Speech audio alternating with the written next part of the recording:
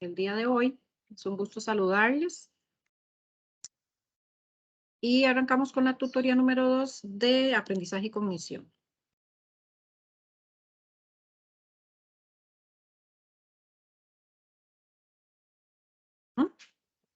Vamos a iniciar viendo el capítulo 4, las teorías contemporáneas. Y vamos a rescatar algunos temas que me parecen sumamente importantes, que ustedes puedan socializar y que puedan participar según lo que han leído de la unidad didáctica y además aquellas apreciaciones o expectativas que tengan sobre lo que estamos conversando. La idea es hacer una tutoría participativa, no magistral. Entonces, en el momento en que gusten participar, me indican. Voy a tratar de estar abriendo por acá a los participantes para ver cuando levantan la mano, porque el asunto es que como tengo la presentación, puede que en algún momento no, y digamos, no tengo a nadie que me esté colaborando en eso, entonces no podría ver quién está levantando la mano, pero ustedes si no abren el micrófono y me dicen un momentito que quieren participar y no hay ningún problema. Esa es la idea. Les doy la más cordial bienvenida. Para mí es un placer estar acá compartiendo con ustedes y en una materia tan bonita como aprendizaje y cognición, donde vamos a revisar tal vez algunos conceptos que ustedes han visto en otras materias, puede ser que lo hayan visto, o bien hayan escuchado, ¿verdad? Me parece que la materia está muy bonita en el sentido que podemos haberla escuchado tanto en la parte académica como en la parte personal, que hayamos vivido algunas de las experiencias que acá la unidad didáctica nos presenta. Ok, entonces según Goleman, que es un autor, un científico que propone algunos conceptos y una teoría basada en la inteligencia. Para este autor, el ser humano, o dentro del ser humano, coexisten dos tipos de inteligencia, que es la cognitiva y la emocional. Esto es sumamente importante porque las teorías antiguas le daban más énfasis a la parte mental e incluso a las pruebas psicométricas para poder medir qué tipo de inteligencia o cuánta inteligencia tenían las personas. De ahí que se parte en evaluaciones, como por ejemplo el coeficiente intelectual. Sin embargo, las teorías contemporáneas vienen a resaltar que existe también una inteligencia emocional, porque el ser humano es integral y no podemos solamente ubicarlo en el ámbito mental, sino que también tenemos que tomar en cuenta las emociones, que son tan importantes, y incluso la conducta como tal. Las capacidades emocionales son aquellas cualidades que nos humanizan aún más. Entonces, ¿cuál es el enfoque de este autor? Que existe una inteligencia emocional que nos permite entendernos, podríamos correlacionar las emociones con los sentimientos para entenderlo, y que nos permite entender nuestras propias emociones y que nos permite entender las emociones de los demás.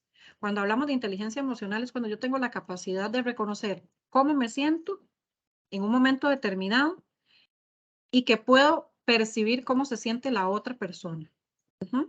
¿Para qué? Para poder entender, para poder empatizar y para podernos entender. Si nosotros aplicamos la inteligencia emocional tanto en el ámbito educativo como en el ámbito personal, podemos lograr muchísimos aspectos positivos en las interrelaciones personales. Porque de hecho es casi que la base para poder trabajar lo que es manejo de conflictos. Poder entender cuando el otro está molesto, poder solucionar, situaciones conflictivas, poder entender qué está pasando la persona que está al frente mío. Y en el caso de ustedes como docentes, pues qué está pasando con los chicos, ya sea con ustedes o entre ellos. ¿Okay? ¿Cuáles aspectos recalcamos de la inteligencia emocional? Bueno, está compuesta por la percepción y expresión emocional. Acá tengo que ser consciente de la emoción que estoy experimentando para luego comprenderla, para facilitar, digamos, otro de los aspectos de facilitación emocional, ¿verdad? Entonces, para poder yo expresar mis emociones y de esta forma poder regularlas. Entonces, no expresarme tal vez enojada, por ejemplo, en una situación, si no es el momento adecuado. Eso también tiene que ver con la comunicación asertiva. Yo no sé si la han escuchado. ¿Han escuchado sobre comunicación asertiva?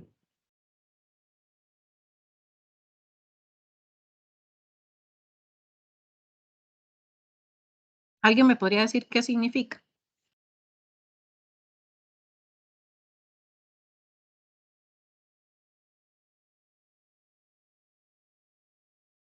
Ok. La comunicación asertiva es que yo pueda decir en el momento correcto cómo me estoy sintiendo y en el contexto correcto, de la forma adecuada, para evitar que la otra persona reciba de forma errónea lo que yo estoy tratando de transmitir. Básicamente es eso. Por eso les decía que la inteligencia emocional también está relacionada con la comunicación asertiva, porque si yo soy asertiva a la hora de comunicarme con el otro, estoy aplicando también inteligencia emocional.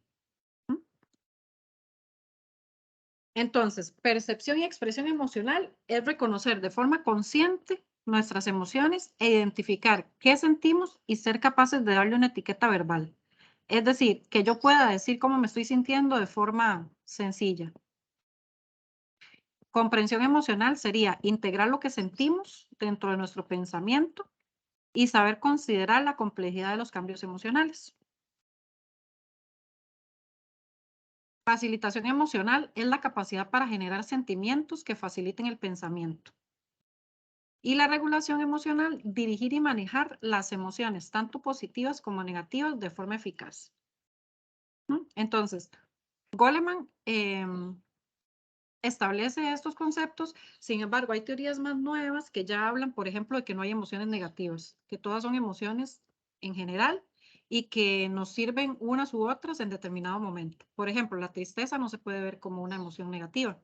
¿Por qué? Porque la tristeza nos permite expresar un momento de desagrado, un sentimiento de desagrado, y que en su momento puede llegar a ser ya positivo cuando salgamos de la tristeza como tal, ¿verdad? Ahora, hay rangos donde ya podríamos considerar no tanto que es negativa la tristeza, pero sí que está siendo de una forma insana para la persona, ¿verdad? Que ya podría convertirse tal vez en depresión, pero ese es otro tema. El asunto es que hay algunos autores que plantean que las emociones son emociones en general y que no hay positivas ni negativas, que todas son emociones y listo. ¿Cuáles son los componentes de la inteligencia emocional? Autoconocimiento emocional. Para tener autoconocimiento emocional, yo necesito conocerme como persona, necesito saber cuáles son mis gustos, mis características, mis temores, cuáles emociones experimento en qué momentos, ¿verdad? Entonces es una forma de estar constantemente de forma introspectiva revisando cómo me siento, qué me gusta, qué no me gusta. Y de esta forma yo voy a poder saber cuáles son las emociones que estoy experimentando. La automotivación, que sería motivarme a mí misma o a mí mismo. Autocontrol emocional, que tiene que ver con la autorregulación, que ya lo hablamos un poquito. Y reconocimiento de las emociones ajenas, que básicamente está relacionado con la empatía. Cuando yo puedo entender qué está sintiendo el otro y cómo se está sintiendo y tener una actitud empática frente a eso. Y recordemos que empatía es poder ponerme en el lugar del otro. De forma metafórica sería como ponerme en los zapatos del otro para poder entender cómo se está sintiendo y de esta forma crear un ambiente de respeto. ¿Hasta aquí vamos bien? ¿Alguna duda o algún comentario?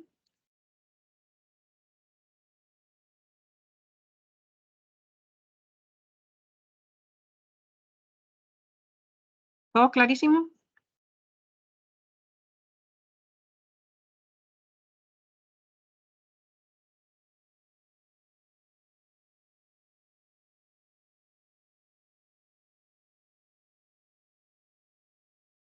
¿Sí me están escuchando? Sí. Sí, profe, bueno, de hecho yo tenía un comentario, lo que pasa es que no sé qué tan dentro de la materia está.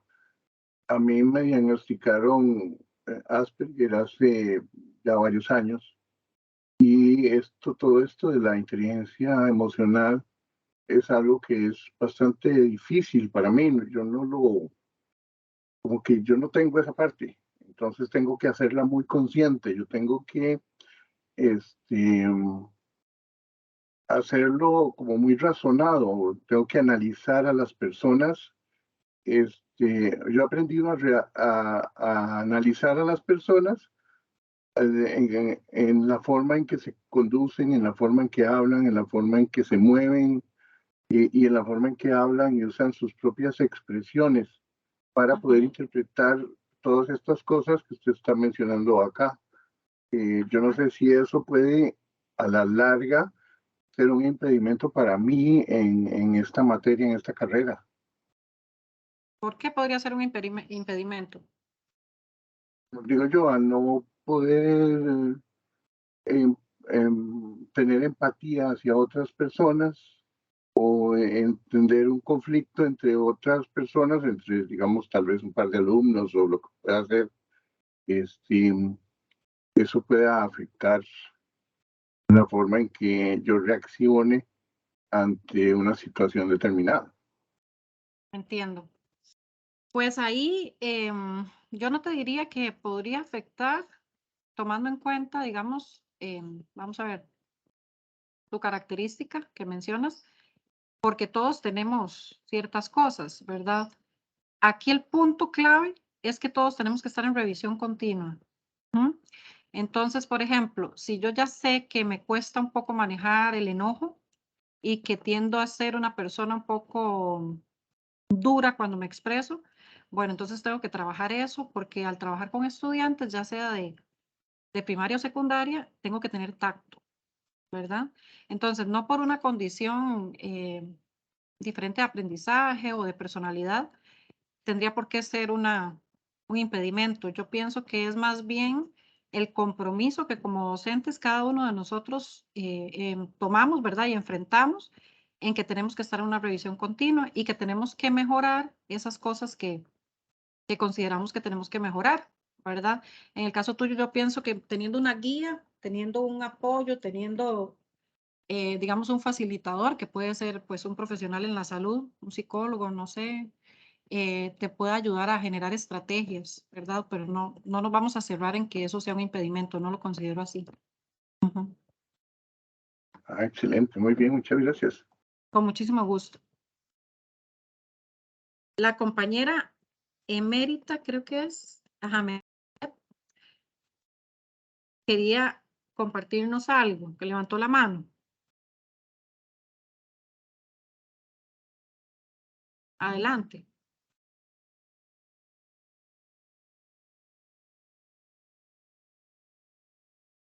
Tiene el micrófono abierto, pero, ajá, si no, no le sirve el audio. Qué lástima. Ok, continuamos entonces. Ujú. Entonces, vamos a decir que el autoconocimiento o la autoconciencia emocional es el registro y conciencia de mis propias emociones. El autocontrol emocional o autorregulación sería la capacidad de autorregularnos y controlar nuestras emociones de forma que podamos funcionar adecuadamente en la sociedad. La automotivación, la posibilidad de dirigir nuestras energías y objetivos hacia determinadas metas, asumiendo una actitud optimista. Reconocimiento de las emociones, la posibilidad de comprender y en ocasiones de ponernos en los pies del otro, que ya les explicaba yo que a eso se refiere la empatía. Gardner es quien nos viene a presentar el concepto de inteligencias múltiples. ¿Esto lo han escuchado en otras asignaturas o hasta en esta asignatura lo están viendo? Yo ya lo había escuchado, yo había llevado bases biológicas de la conducta en la Universidad de Costa Rica y había oído hablar algo sobre esto. Ah, ok. ¿Usted estaba llevando psicología? Sí, hace muchos años, en los finales de los principios de los 80, de hecho. Entiendo. No la continuó, no la terminó.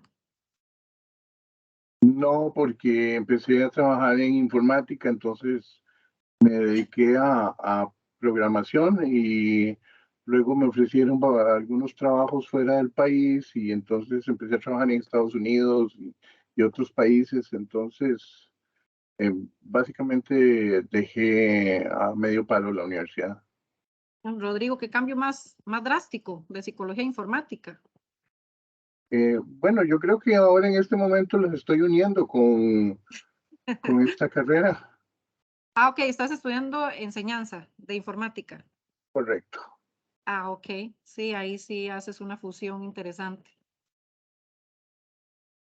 Ok, De hecho, estoy llevando las ujú. dos carreras. Estoy llevando informática educativa y diplomado en informática. Ah, ok, perfecto, excelente. Ok, ¿y recuerdas algo del tema de inteligencias múltiples? La verdad fue hace muchos años, pero creo que se trataba como de que había, pues, más o menos lo que usted venía hablando hace poquito, de la inteligencia emocional y la inteligencia matemática y las otras, así como cada una enfocada a su propio eh, tema. Ajá, perfecto, muchas gracias. Ok, entonces, exactamente lo que venía yo hablando, de que en algún momento se le daba mucho énfasis a la parte mental, ¿verdad? Al área mental. De la misma forma, se le daba muchísima importancia a la inteligencia lógico-matemática, pero este autor nos viene a proponer que existen otras más y muchas más inteligencias dentro del ser humano. De forma que él plantea algunas premisas de importancia, como el concepto de inteligencia, diversidad en las inteligencias y la posibilidad de potenciar una o varias inteligencias en las personas. Entonces, él viene a cambiar totalmente el paradigma de que cada persona es inteligente solamente porque resuelve operaciones matemáticas o porque puede resolver problemas de lógica, y plantea que las personas podemos tener diferentes tipos de inteligencias, una o varias. Dentro de las inteligencias, él plantea la interpersonal, la intrapersonal, la lingüística, la musical, la espacial, la lógico-matemática, la naturalista y la kinestésica corporal. Ok, entonces, la lingüística tiene que ver con las personas que disfrutan redactar historias, leer, jugar con rimas, trabalenguas y aprender con facilidad los idiomas. La musical aprenden de mejor forma mediante ritmo, melodías, escuchando música o cantando. La lógico-matemática disfrutan los cálculos numéricos, estadísticas, aprenden mejor usando las pautas y relaciones, clasificando y trabajando con lo abstracto. La espacial, estas personas estudian mejor con gráficos, con esquemas, con cuadros y gustan de hacer mapas conceptuales, entendiendo muy bien planos y croquis. La kinestésico corporal es la habilidad para el control de los movimientos, como cuando se realizan representaciones dramáticas y actividades deportivas. Intrapersonal permite la revisión de sus propias sensaciones, necesidades y emociones, experiencias, entre otras. Interpersonal disfrutan trabajando en grupo, son convincentes en sus negociaciones con pares y mayores y entienden a los otros. Naturalistas son personas que aprenden mejor a interactuar con plantas, animales y al estudiar el mundo natural y el construido por el ser humano. Aquí entonces me gustaría que ustedes hagan una revisión de sus propias inteligencias, que las puedan identificar y que me las puedan comentar, que ustedes en cuál se ubican, cuáles creen ustedes, en una o varias, como gusten. Les voy a dar un chancecito para que lo piensen, poquito, unos 3 minutos, y compartan cuál o cuáles inteligencias creen que ustedes experimentan o tienen en sus vidas.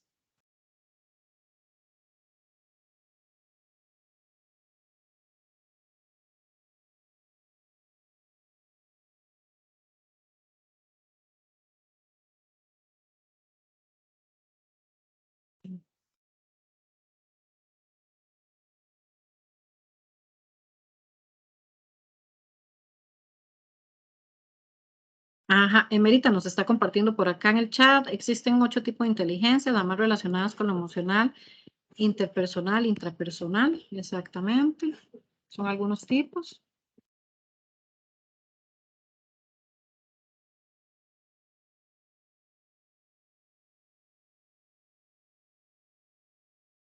Ok, a ver, ¿cómo les fue? ¿Con cuál se identifican? ¿Con cuál inteligencia o cuáles?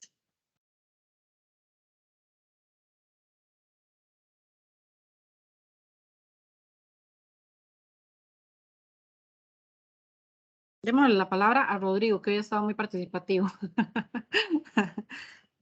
Sí, ese es por mi problema de Asperger. Yo no soporto los silencios muy largos. Entonces tengo que Ah, romperlo. Sí, por eso es bueno, que pero eso aquí es algo positivo. ok. Sí, Cuéntenos, Rodrigo, ¿usted con cuál se pues, identifica? yo me identifico con la lógico-matemática, la lingüística verbal y Ujú. la visual espacial. Creo que esas son las que tal vez tengo más por ahí, porque para la música soy terrible, para los deportes ni se diga, y para relaciones interpersonales, pues no tengo que esforzarme mucho para lograr eh, una, una, una comunicación que pueda llamarse normal, digamos. Y naturalista no creo que por ahí me vaya, ¿no? Así que estas tres son las que yo siento que sí me identifico más. Ok, perfecto. La compañera Emérita dice que es que no le sirve el audio, entonces ella nos está compartiendo por el chat. Ella dice que tiene la interpersonal, intrapersonal, lógico-matemática, lingüística y naturalista. Ok, perfecto. Ok, entonces la idea es que ustedes también tengan este enfoque con sus estudiantes, ¿verdad? Que no vayamos a catalogar como el inteligente solamente aquel que sale bien en los exámenes porque es excelente en idiomas o porque es excelente en mate o es excelente en la parte de lógica o español, por ejemplo, sino que nosotros podamos entender que todas las personas tienen muchísimo que aportar desde diferentes tipos de inteligencia y que tenemos que aprender a detectarlas en ellos, ¿verdad? Y a trabajarlas y a potenciarlas. Y que no solamente nuestras clases estén dirigidas a un tipo de inteligencia, sino que podamos abarcar todas, así como tenemos que abarcar los diferentes estilos de aprendizaje que en algún momento los van a ver o tal vez ya los vieron en otra asignatura. ¿No? Ok, también nos habla de la actitud creativa, que es un instinto de curiosidad que tiene que ver con el inconformismo, con la motivación, el tener iniciativa, la profundidad, la perseverancia y la autoestima. Me parece un concepto bastante bonito y novedoso, ¿verdad? La actitud creativa, no creatividad como tal, porque vemos que aquí está compuesta por muchísimos factores.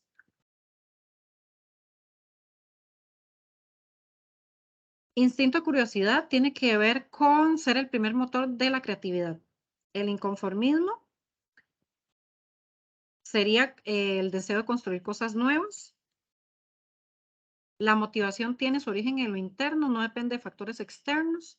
Entonces, por ejemplo, acá uno podría pensar que las personas no necesitan un motivador, ¿verdad? Porque la motivación es intrínseca. Eso quiere decir que es interna y que es la propia persona la que tiene que generarla. Entonces, por más de que tenga un motivador, un supuesto motivador al frente, si no le nace, no se va a motivar, que es totalmente interno e intrínseco. La iniciativa dice que la creación no ocurre sin iniciativa, es indispensable tenerla para liderar cualquier proyecto o actividad, en especial si esta es diferente o novedosa. Profundidad, el pensamiento de una persona creativa ahonda en la profundidad, no se queda con lo que ve superficialmente, sino que va a indagar, investigar más allá. Perseverancia es la posibilidad de mantener el objetivo a pesar de las múltiples situaciones que puedan contrariar la obtención del mismo. ¿Mm? Y la autoestima se considera que para ser creativo es necesario tener una buena dosis de autoestima, ¿verdad? Según lo que plantea la unidad didáctica. Las aptitudes, para poder entender las aptitudes creativas, ajá, el término se refiere a aquellas habilidades que son parte de nuestra personalidad, de nuestra forma de ser o de comportarnos. Los elementos de una aptitud creativa tienen que ver con la sensibilidad perceptiva, con la detección y delimitación de problemas y con el análisis de los problemas. ¿A qué se refiere con sensibilidad perceptiva? Que las personas creativas, tienen una percepción de la realidad de las cosas diferente al resto. son capaces de captar los distintos aspectos que conforman el mundo desde una percepción diferente. Entonces, si nosotros encontramos que en nuestros estudiantes hay uno o dos o varios que tienen sensibilidad perceptiva, hay que potenciarla, ¿verdad? No más bien apagarlos o no más bien reprimirlos o etiquetarlos como aquellos inquietos o que siempre están viendo qué proponen, ¿verdad? Sino más bien ver lo positivo y poder trabajar con eso de forma que se beneficie el estudiante en primera instancia y pues hasta la institución podría beneficiarse de eso porque tendremos una persona que está proponiendo continuamente, ¿verdad? Y que no se queda como con lo que le estamos simplemente transmitiendo. Detección y delimitación de los problemas, la capacidad de filtrar lo importante, lo urgente y lo prioritario es consecuencia de su mayor sensibilidad perceptiva. Entonces, esto es un elemento que nos permite ser eficaces, por ejemplo, en nuestros trabajos o al estudiante en el método de estudio, por ejemplo, porque entonces va a tener la capacidad de identificar a qué tiene que responder urgentemente y qué es lo importante y prioritario y qué sería secundario como para dar orden al aprendizaje. Análisis de los problemas. Después de delimitar cuál es el verdadero problema, es importante analizarlo. Ok, hasta acá. ¿Alguna pregunta, alguna duda o comentario?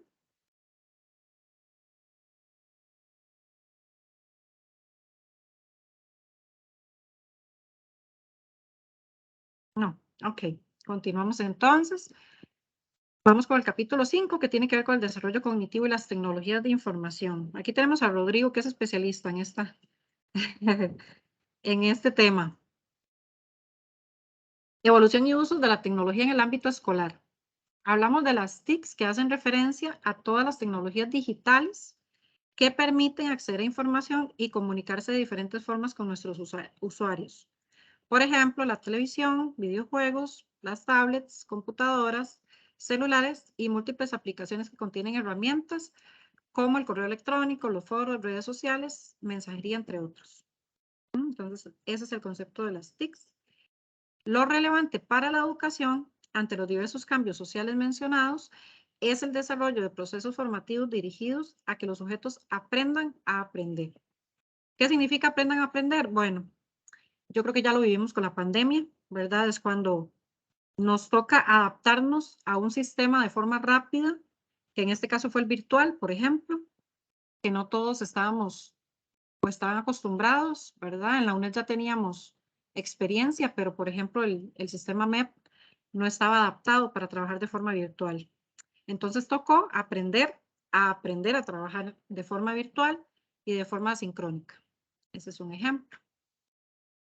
Entre los espacios educativos que utilizan las TIC se encuentran los entornos virtuales de aprendizaje y algunos de los entornos virtuales que se utilizan en el ámbito escolar, por ejemplo, la plataforma e-learning, los blogs, las wikis y las redes sociales. Las plataformas e-learning son aplicaciones informáticas que nacieron con fines educativos, por ejemplo, Moodle o Blackboard, que son las plataformas que se utilizan en la UNED, ¿verdad? Para poder brindar los cursos virtuales. Blog, wikis y redes sociales no fueron creadas con fines educativos específicamente, pero luego fueron adaptadas. Cuando se logró evidenciar,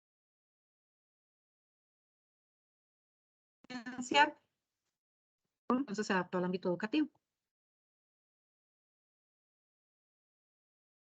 Ok, proceso de aprendizaje mediado con TIC. Si sucede, el poder tomar las tecnologías, siempre tiene que revisarse cuál es la visión y los modelos educativos que se pretenden alcanzar para poder diferenciar cuál tecnología nos es más viable para utilizar. No se puede pensar en una innovación educativa ni esperar un cambio en las prácticas educativas si no tomamos en cuenta las TIC dentro del proceso de enseñanza-aprendizaje. ¿Cuáles son algunos tipos de usuarios en las TICs? Están los nativos digitales y los migrantes digitales. Los nativos digitales son aquellos que nacen en la época de 1980 hasta la fecha. Es decir, yo estoy dentro de los nativos digitales. Uso correcto de la tecnología y las posibilidades que las mismas contienen. Bueno, acá esta generación sí, de pronto sí manejamos la tecnología, ¿verdad? De una forma mucho más fácil a como lo hacen, por ejemplo, nuestros padres o nuestros abuelos. Sin embargo, no somos tan diestros con la tecnología como son los migrantes digitales o como es la nueva generación, ¿verdad? Los migrantes digitales no comprenden ni manejan los códigos que proponen los nuevos medios tecnológicos. El usuario inteligente de tecnologías de información. Formar y cualificar a los sujetos como usuarios inteligentes para distinguir lo relevante de lo superfluo. ¿Para qué? Para aprender habilidades y destrezas necesarias, ¿verdad? Como el uso del celular, la tablet, el computador. Desarrollar habilidades de alfabetización digital para un futuro entorno digital. ¿Cuáles son las funciones del docente relacionado con las tecnologías? Las TICs. En un principio, potencializar estudiantes activos en el aprendizaje autodirigido.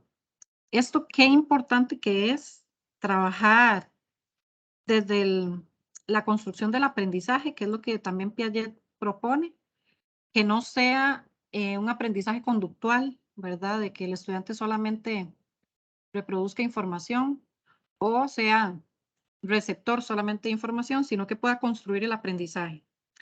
Y todavía un nivel más alto es que tenga un aprendizaje autodirigido, es decir, que el estudiante pueda aprender por sí solo, que es lo que nosotros buscamos en el sistema UNED, ¿verdad? En el modelo pedagógico. Y todavía con los estudiantes UNED no lo logramos al 100%. Entonces, pensar en que nosotros podamos utilizar las tecnologías para el ámbito educativo es realmente un reto y deberíamos de aplicarlo para que nuestros estudiantes en algún momento puedan lograr ese aprendizaje autodirigido que sería tan importante, porque eso nos permite que ellos se hagan cargo de su propio aprendizaje, siempre con una guía, ¿verdad? Un tutor, que seríamos nosotros los docentes. Pero esto nos ayudaría a tener un aprendizaje más significativo, que no pues recibir solamente lo que se da en el medio o en el contexto del aula, ¿verdad? Guiar a los estudiantes en el desarrollo de experiencias diversas de aprendizaje. Eso nos toca a los docentes, siempre ser innovadores, estar cambiando las estrategias, las metodologías, la mediación pedagógica. Crear o seleccionar los medios digitales adecuados para que los estudiantes aprendan los contenidos y desarrollen habilidades. Tenemos que conocer nuestro grupo, tenemos que conocer nuestros estudiantes siempre para saber cómo aprenden, qué les gusta, qué no les gusta, qué les es más fácil, cuál estrategia les funciona de forma adecuada. Y ir haciéndolo con cada grupo que tenemos, ¿verdad? Porque todos los grupos son diferentes, así como todas las personas son diferentes. Fomentar habilidades de alfabetización digital. Y hasta acá sería lo que yo les iba a proporcionar. No sé si tienen alguna duda o algún comentario.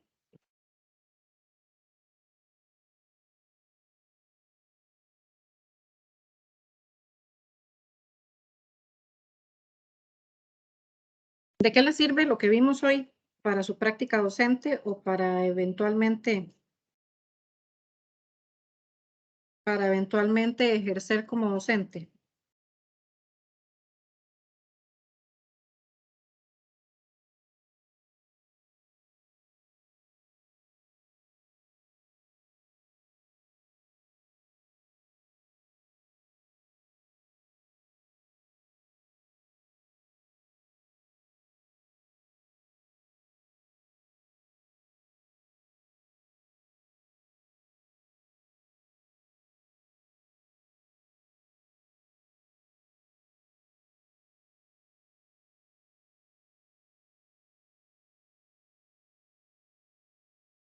Profe, Hola.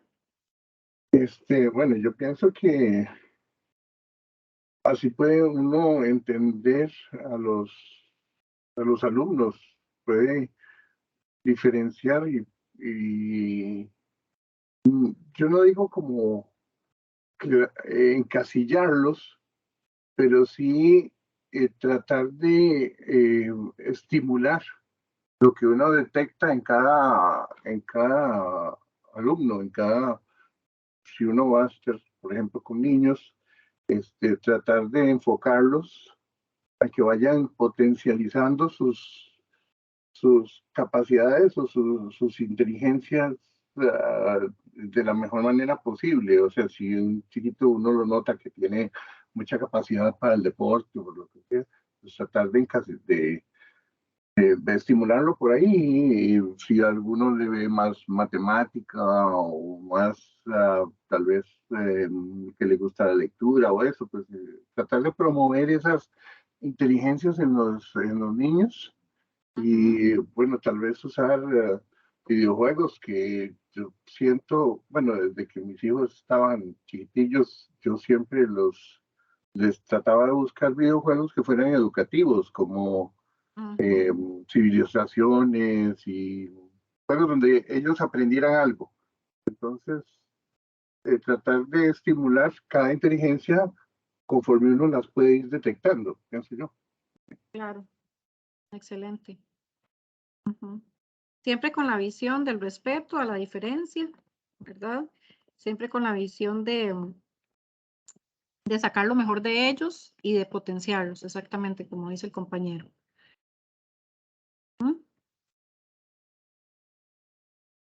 ¿Alguien más?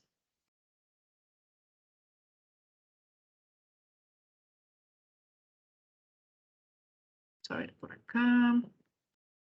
Dice la compañera Yasmín, para entender a los estudiantes y saber que cada uno tiene diferentes formas de aprender y desarrollarse. Excelente. Para darnos cuenta, nos dice Mérita, que todos los chicos son diferentes, no hacer preferencias con los que son como yo espero que sean, sino que aceptarlos y motivarlos para que lo logren, para que logren lo que ellos desean. Excelente, exactamente. Esa debe ser la posición docente. Para abarcar las inteligencias tenemos que ser creativos en clases, enseñarles a los chicos no solo de una manera, sino con diferentes dinámicas para identificar de qué manera aprende cada chico. Súper bien, ajá. Yo creo que tengo a esa era la anterior. Exacto. Yo espero que ustedes mantengan esta visión, que mantengan esta postura cuando estén trabajando. Ojalá que no la cambien. En algunos momentos el sistema MEP nos va a tratar de meter eh, en el mismo sistema, digamos, de ellos. Y en algunos momentos nos vamos a sentir un poco frustrados porque tenemos que cumplir con ciertos requerimientos administrativos que nos desgastan, pero nunca perdamos este enfoque. Nunca perdamos el enfoque de que ustedes son potencializadores de inteligencias y de la diferencia y el respeto a ellas. Me parece súper bien los aportes, les agradezco un montón y espero que les haya ayudado un poquito la tutoría para reforzar temas y para que puedan aplicarlo el día de mañana en su quehacer docente. No sé si tienen algún comentario más.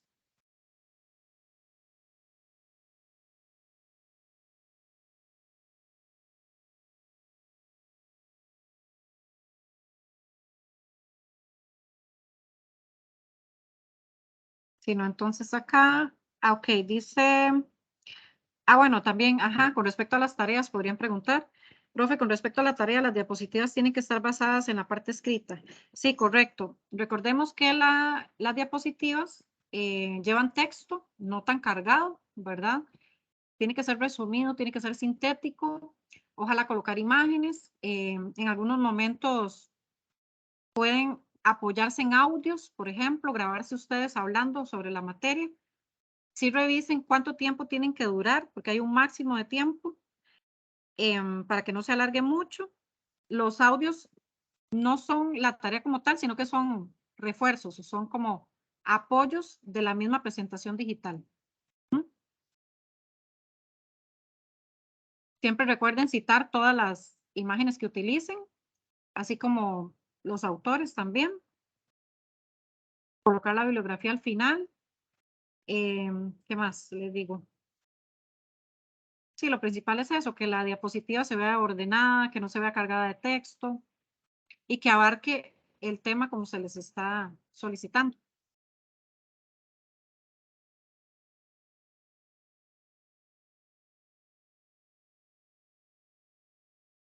Sí, el contenido es un resumen de la parte escrita, exacto. Sí, de la materia, digamos, de lo que se les está solicitando como tema. Exacto.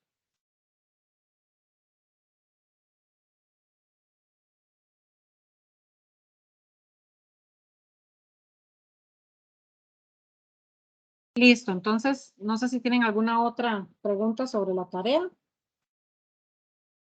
Con muchísimo gusto, Emérita.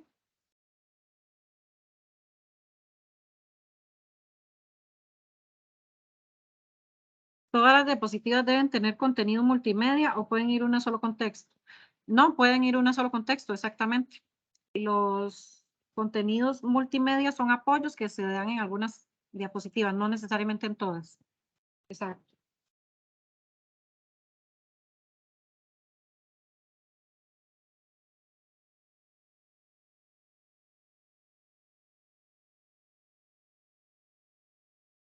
Con muchísimo gusto, Brian. ¿Estamos entonces? ¿Alguna otra duda o comentario?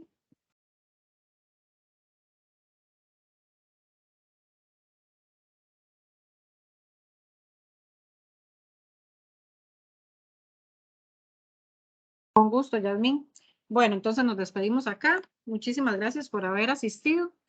Para mí fue todo un placer estar con ustedes esta tarde y les deseo éxitos en la asignatura, así como en las demás que estén llevando este cuatrimestre y en su carrera. Muchísimas gracias. Un placer.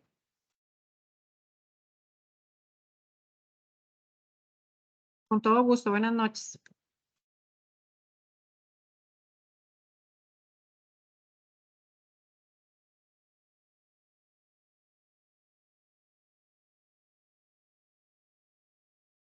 Igualmente, linda tarde para ustedes también.